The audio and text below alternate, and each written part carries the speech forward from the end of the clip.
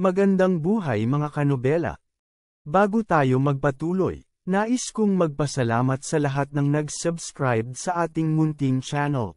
At sa mga hindi pa nakapag-subscribe, kung maaari ay mag-subscribe na sa aking channel at pindutin ang notification bell para updated kayo sa bawat kabanata. Maaari rin kayong mag-like, comment, at e-share ang ating video para malaman din ng iba nating mga kanobela. Maraming salamat po. Ang Karisma ni Charlie Wade Kabanata 176 hanggang 200. Kabanata 176. Sabi ni Claire, "Plano, hahanap muna ako ng trabaho." Nang marinig ito, hindi nagsalita si Charlie. Ngunit pumunta sa balkonahe at tinawagan si Solomon. Pagsalita pa lang niya, tinanong siya ni Charlie, "Pamangkin mo si Gerald, may marriage contract ba sila ni Wendy?" "Oo," nagmamadaling tanong ni Solomon. "Mr. Wade, may instruction ba?" Malamig na sinabi ni Charlie, "Umalis na ako sa pamilyang Wilson. Kung ang iyong pamilyang White ay kasal pa rin sa pamilyang Wilson, hindi ito magbibigay sa akin ng magandang impresyon. Kung may mga kontradiksyon, huwag mo akong sisihin sa pagiging impolite." Nang marinig ito ni Solomon, bigla siyang kinabahan at nagsabi, "Mr. Wade, huwag mo akong intindihin. Matagal nang gustong pagsisihan ng aming pamilyang White ang kasal. Kung hindi dahil kay Mr. Wade bilang manugang ng pamilya Wilson, paano kami magpakasal sa isang babaeng tulad ni Wendy? Huwag kang mag-alala, aayusin ko ang isang tao na pumunta doon. At aabisuhan ng pamilyang Wilson para ma-cancel ang engagement." Tumango si Charlie at sinabing ng may kasiyahan, "Ikaw ang bahala." Nagmamadaling sinabi ni Solomon, "Mr. Wade, huwag kang mag-alala, aasahan ko ang lahat sa kinabukasan ng aming White family." "Oo," bahagyang sinabi ni Charlie, "Okay. Gawin mo na." "Okay, Mr. Wade. Hindi ba gustong pumunta ng pamilyang Wilson sa pamilyang White? Sa kasong ito, hayaan ang kanilang pagnanasa na mauwi sa wala." Kasunod nito, tinawagan ni Charlie si Doris ng Embrandt Group. Ang pamilyang Wilson ay isa ng asong kalye, at kailangan nilang lumaban ng husto. Sa sandaling konektado ang tawag, malamig na sinabi ni Charlie, "Doris, ipahayag ngayon sa publiko na sinuspindi ng Embrandt Group ang lahat ng pakikipagtulungan sa Wilson Group, at palaging ibubukod sila sa saklaw ng pakikipagtulungan." Nagtataka na nagtanong ni Doris, "Mr. Wade, ito ang samahan ng pamilya Wilson. Masyado bang masama ang ginawa nila kay Miss Claire?" Walang pakialam na sinabi ni Charlie, "Ang aking asawa ay nakipaghiwalay na sa kanila at wala silang kinalaman sa akin at sa aking asawa sa hinaharap." Noon lang naintindihan ni Doris, at agad na bumulong, "Huwag kang mag-alala, Mr. Wade. Alam ko ang gagawin. Magbibigay ako ng pahayag." Sa ganitong paraan, ganap na natapos ang pamilya Wilson. Hindi ba't mayabang ang munting Lady Wilson? Pagkatapos ay may iwan siyang wala. Pagkababa ng telepono, bumalik si Charlie sa sala at tumingin kay Jacob. Nakita niyang namamaga ang mga butas ng mata ni Jacob, at lalong lumala ang pasa sa kanyang noo. "Natatakot ako na hindi ito maalis sa loob ng 1.5 buwan." At nakikita niya na hindi lamang trauma ang naranasan ni Jacob, kundi pati na rin ang ilang mga epekto sa kanyang utak. May bahagyang pagsisikip sa kanyang bungo. Pinakamabuting pumunta sa ospital para sa craniotomy upang alisin ang mga namuong dugo. Kung hindi, sa paglipas ng panahon, ang intracranial hematoma na ito ay magiging isang time bomb. At baka isang araw ay bigla itong sumabog, at maaaring humantong sa kamatayan.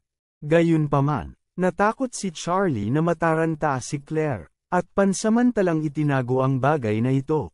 Tumayo siya at sinabing, "Lalabas ako at bibili ng mga gamot para kay Dad." Maraming mga medikal na pamamaraan ang naitala sa 9 Profound Heaven Scriptures. Mayroong isang reseta na maaaring mapawi ang depresyon at buhayin ang sirkulasyon ng dugo, na maaaring gamutin ang sitwasyon ng biyanan. Curious na tanong ni Claire, "Anong uri ng medicinal materials ang mabibili? Gagana ba ito? O dapat na tayong pumunta sa ospital?" Bahagyang ngumiti si Charlie at sinabing, No need to go to the hospital. Ang mga doktor ay sadyang takutin at gagawing seryoso ang mga bagay. Magiging balisa si Dad pagkatapos marinig ito. Mayroon akong reseta na napakabisa para sa mga pasa. Tumango naman si Claire. Pagbukas ni Charlie ng pinto ng kwarto, may kakilala na lumabas ng pinto. Ito pala ay si Chingang. Sumimangot siya, tumingin kay Chingang at nagtanong, "Bakit ka nandito?" Kabanata 197. Nang makita ni Chingang si Charlie, nagmamadali siyang ngumiti at sinabing, "Mr. Wade, nabalitaan kong may na-encounter ka ngayon, kaya nagkolekta ako ng ilang mga panggamot na materyales at dinala ko ito para tingnan mo." Pagkatapos magsalita, humakbang ang isang bodyguard sa likod niya at magalang na iniharap ang isang pulang kahon na gawa sa kahoy.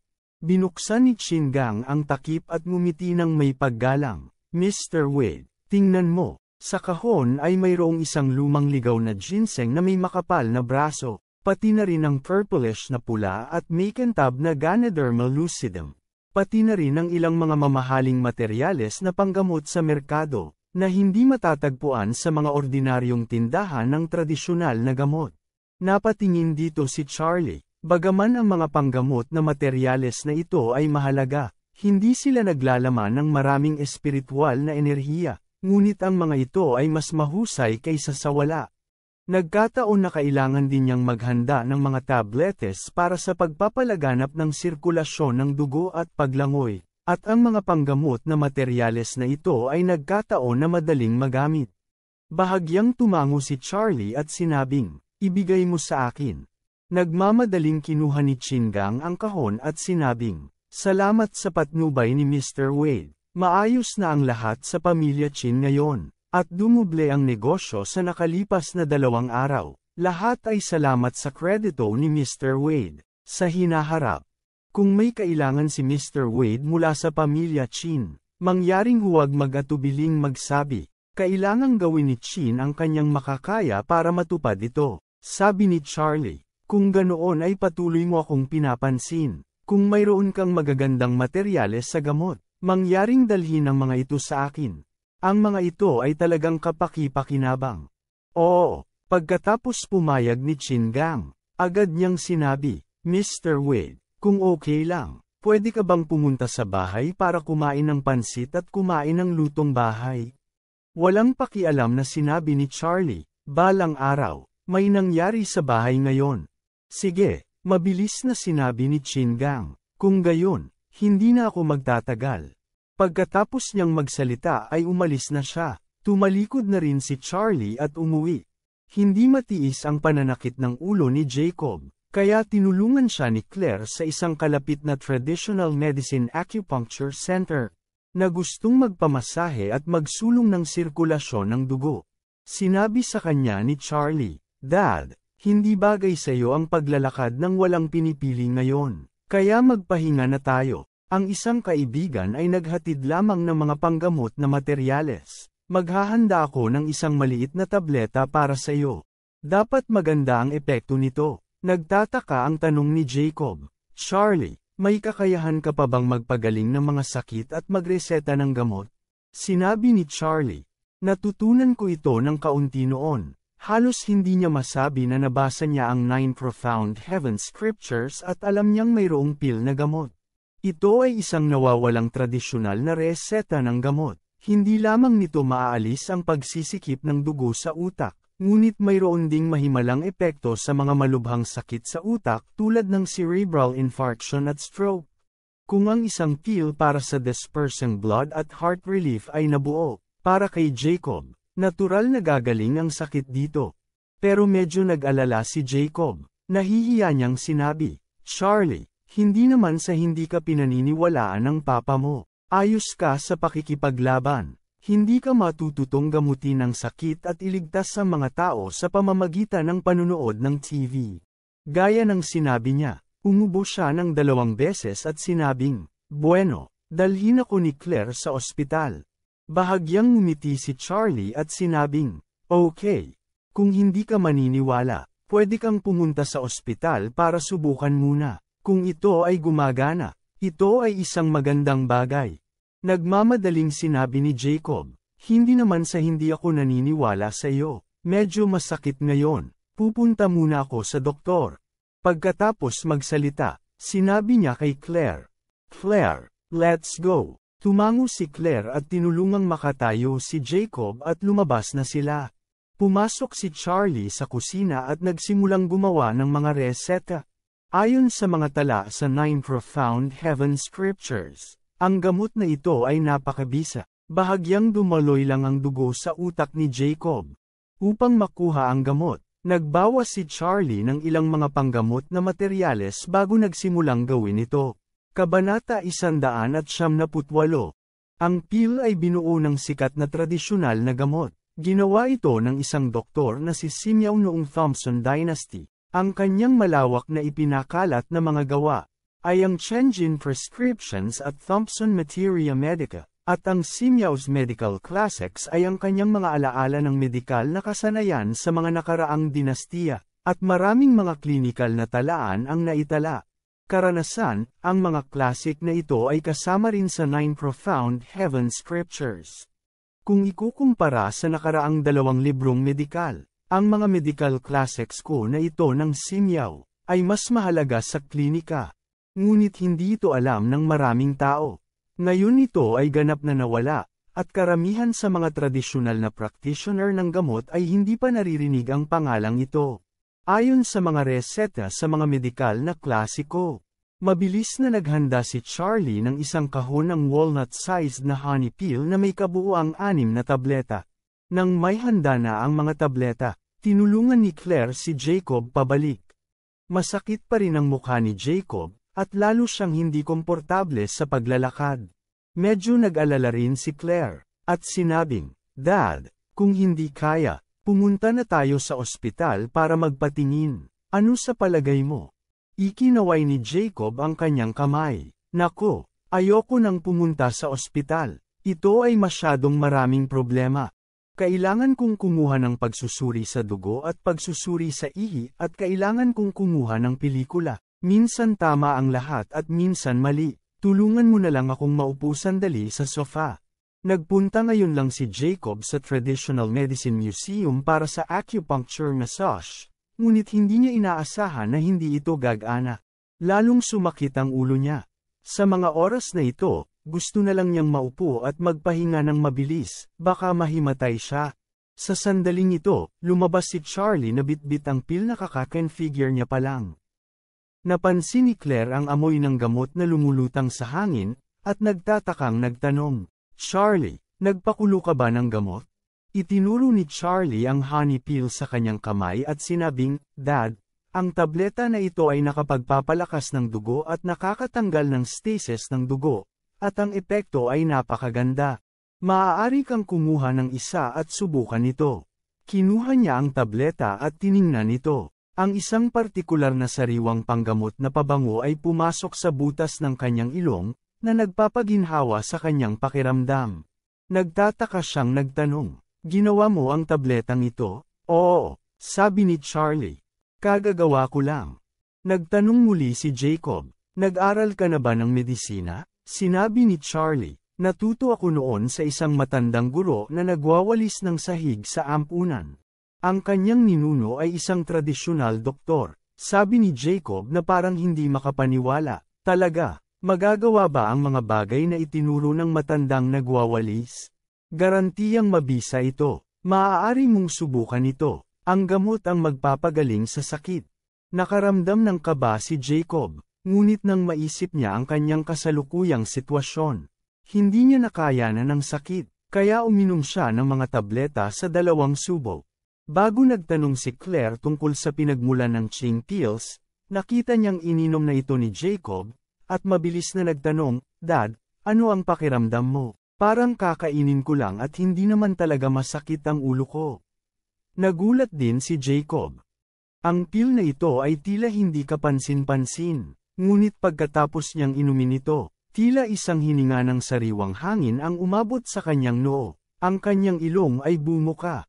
Ang kanyang ulo ay naging malinaw, at ang sakit sa likod ng kanyang ulo ay talagang nawala ng husto.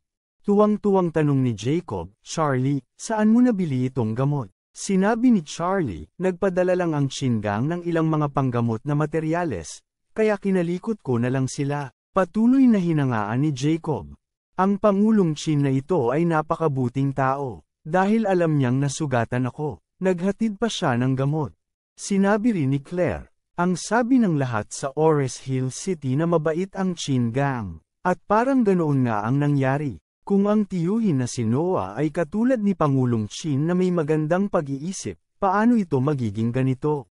Nang banggitin niya si Noah, tumingin si Jacob, iwinagayway ang kanyang kamay at sinabing, huwag mo siyang banggitin. Bumalik si Jacob sa bahay para magpahinga pagkatapos uminom ng gamot.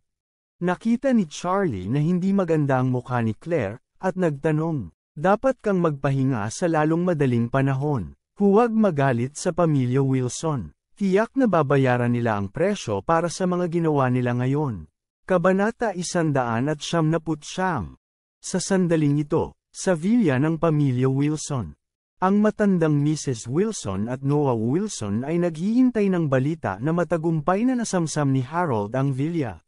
Ngunit sa hindi inaasahan, nakatanggap sila ng balita na si Harold ay malubhang nasugatan at inaresto at ikinulong ng mga pulis. Sa kadahilanang siya ay pinaghihinalaang nanloob sa mga pribadong bahay at sinadyang manakit ng iba. Lalo itong ikinagalit ni old Mrs. Wilson. Galit niyang sinabi, ito ay kagagawa ni Claire at ng kanyang pamilya. Ito ay talagang hindi makatwiran. Labis na kinabahan si Noah nang marinig niyang nasugatan ang kanyang anak. At galit na sinabi, Mom, napakayabang ni Jacob. Kailangan mong tumawag para malaman ang mga tama ni Harold. Kung tutuusin, lagi siyang nakikinig sa mga sinasabi mo. Kung ano ang sasabihin mo, sasagutin ka niya. Natural lang, malamig na bumuntong hininga ang Lady Wilson. At sinabing, kahit ang pamilya nila ay may villa na ngayon, hindi ba ito isang walang laman na shell? Walang pera, walang kapangyarihan. Paano nila tayo lalabanan? Hindi lang nila gustong kunin ang villa, masakit na presyo kung makukuha nila ito. Habang nagsasalita siya, may pumasok para magbigay ng mensahe. Kakarating lang ni Solomon, ang pinuno ng pamilyang White. Oh, the Lady Wilson blurted out. Papasukin mo, magmadali ka. I was just about to ask him kung bakit niya ibinigay ang villa sa pamilyang yon. White family din ang mga in-laws natin. Kaya paano nangyari binigay sa kanila ang villa? Habang nag-uusap ay naglakad papasok si Solomon kasama ang kanyang pamangkin na si Gerald. Lumapit silang dalawa. Sa katunayan, medyo napagod si Gerald sa pagkawala ni Wendy. Ang pangunahing dahilan ay ang pamilya ni Wendy ay talagang hindi nakarating sa mesa. Kaya naman, nang sabihin ng tiyuhin na hihiwalayan niya, hindi siya tumutol. Dahil ang tiyuhin ay master ng pamilya. Nang makitang papasok ang dalawa, dali-dali silang binati ni Mrs. Wilson at sinabing, narito ang future in-laws namin, bakit bigla kayong napadalaw? Ngumiti si Solomon, at sinabing, napakahusay ni Mrs. Wilson. Hindi alam ng matandang Mrs. Wilson kung ano ang ibig sabihin ng mga salita ni Solomon. Pinisil niya ang isang nakakainis na ngiti, at sinabing, bakit? Ano ang ibig mong sabihin? Pagkatapos noon, mabilis niyang sinabi kay Noah, bihira lang na personal na pumunta sa pinto si Pangulong White. Hindi ka ba pumunta rito ng maaga at anyayahan si Pangulong White na maupo? Ito ang future in-laws mo. Hindi na kailangan. Kinaway-kaway ni Solomon ang kanyang kamay na may malamig na mukha, at sinabing, pumunta kami dito ngayon upang pag-usapan ng tungkol sa kasal ng dalawang pamilya.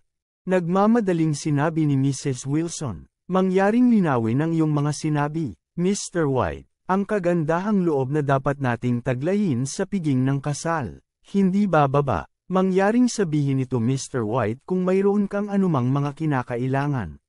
Malamig na sabi ni Solomon, then I will make a long story short. Naisip ito kamakailan ng aming pamilyang White at nadama na ang iba't ibang pamilya ay hindi nagsasabuatan para magkasundo tayo. Kaya naman, this time nandito kami para kanselahin ang marriage contract ni Gerald at ni Wendy. Ano? Gusto mo bang kanselahin ang kontrata ng kasal? Parehong nagulat ang matandang ginang Wilson at Noah Wilson. Si Wendy sa likod niya ay nabigla, at sinabi niya, "Bakit? Nabook na namin ni Gerald ang malaking araw." After speaking, she asked Gerald, "Gerald, what is going on?" Awkward na inunat ni Gerald ang kanyang mga kamay, at sinabing, "This is a family arrangement, and I can't help it." Malapit nang gumuho ang pamilya Wilson. Ang relasyon sa pagitan ng dalawang pamilya ay matagal nang naibok, at maging ang kasal ay naibok na. Ngayon ang lahat ng mga kamag-anak at kaibigan ay alamang tungkol dito, at naghihintay para sa kasal sa susunod na buwan. Sa oras na ito, gustong kanselahin ng pamilyang White. Inaasahan ng matandang Mrs. Wilson ang pagpapakasal sa pamilyang White, at umaasa sa pamilyang White para makalipad sa tuktok. Ngayon ay kakanselahin na ito ng pamilyang White sa isang pangungusap. Hindi ba ito ay malaking dahilan para maglaho ang kanilang malaking pangarap? Kabanata 200. Bukod dito, bagamat hindi kasal sina Wendy at Gerald, matagal na silang magkasama. Noong nakaraan, ang dalawang bata ay pabaya at nabuntis ng hindi inaasahan. Upang hindi gumawa ng tsismis, hiniling ni Lady Wilson kay Wendy na ipalaglag ang bata at maghanda na maghintay para sa kasal. Sa hindi inaasahang pagkakataon, ang pamilyang White ay direktang darating para umatras. Hindi ba ito ay nakikipaglaro sa kanyang apo sa mahabang panahon? Tsaka minsan din niya pinalaki ang tiyan niya kaya aalis na siya? Galit na galit siya at nanginginig na nagtanong, "Mr. White, bakit mo ito ginagawa? Hindi ka sinakta ng pamilyang Wilson. At saka, parati naming tinuring si Gerald bilang sarili naming anak. Matagal na niyang kasama si Wendy. Para sa isang bata, iniisip ko rin na ang reputasyon ng dalawang pamilya ay dapat isaalang-alang. At hindi siya maaaring mabuntis bago ang kasal. Kaya itinaguyod ko na ipalaglag ni Wendy ang bata. Hindi mo magagawa ito sa kanya, tama ba?" Speaking of the child, napaluha si Wendy.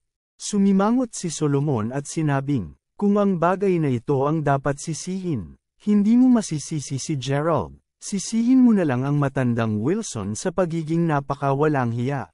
Ito, ang hindi inaasahan ng matandang Mrs. Wilson. Si Solomon ay nagmura ng direkta sa kanyang ulo at hindi maiwasang magtanong, "Ano ang nangyari sa'yo, Lady Wilson?"